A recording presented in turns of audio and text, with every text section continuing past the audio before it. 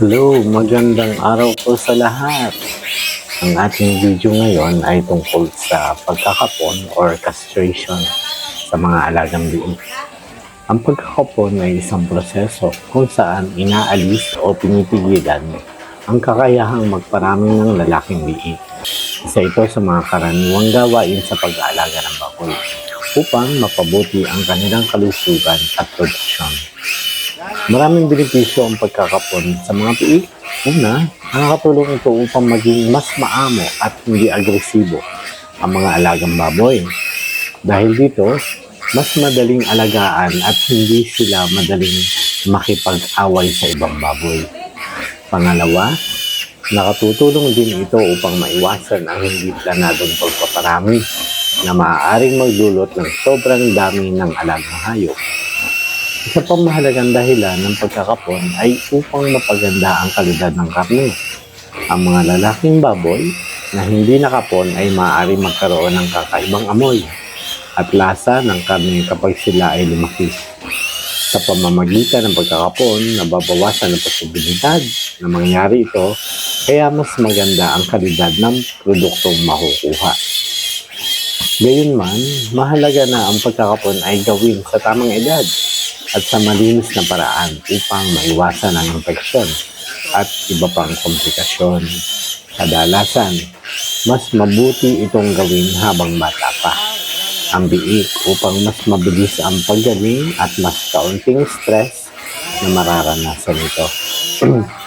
Dapat din sundin ang tamang pangangalaga pagkatapos ng proseso upang matiyak ang kaligtasan at kalusugan ng hayop. Siyempre, sa kabuuan, ang pagkakapon ng mga alagang biik ay isang mahalagang gawain sa wastong pag-aalaga ng baboy. Nakakatulong ito sa pagkontrol ng pagpaparami, pagpapabuti ng pag-uugali ng hayop, at pagpapanatili ng magandang kalidad ng karne. Sa tamang kaalaman at pamamaraan, nasisiguro natin ang maayos at responsableng pag-aalaga sa ating mga biik. Maraming salamat po. Gusto ko lang po sabihin, ako po ay hindi eksperto sa pagbababoy. Ang mga kaalaman din naman ito ay nakikita ko rin sa ating mga siyempre may mas mga karanasan. Hindi nga bagahagi ko lang po sa ibang audience natin kung sakaling mapapanood nila. Maraming pong salamat.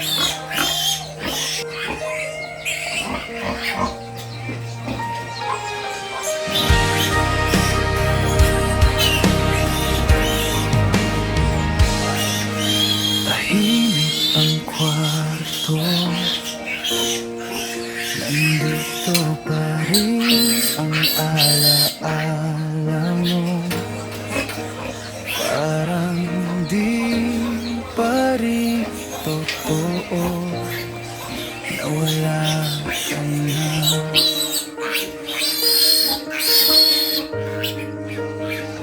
Nakatupi pa ang damit mo sa upuan.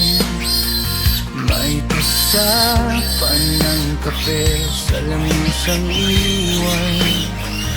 Bawat sulok may bakas ng kahapon na ngayon pinipilit kong limutin mag-isa.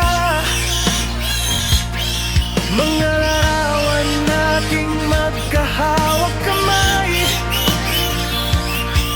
ngiti mong hindi na muling mabubuhay.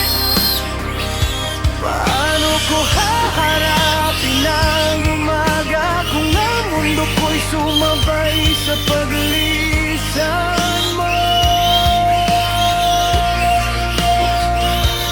Sabi nila, lilipas din ang sakit, pero bakit parang lalo pang sumisikip? Paano ba bumangon ng pusong naiwan kung ang dahilan ng tibok ay tuluyan nang nawala? Napakasakit na pagkakataon na ikaw ay kinuha ng panahong wala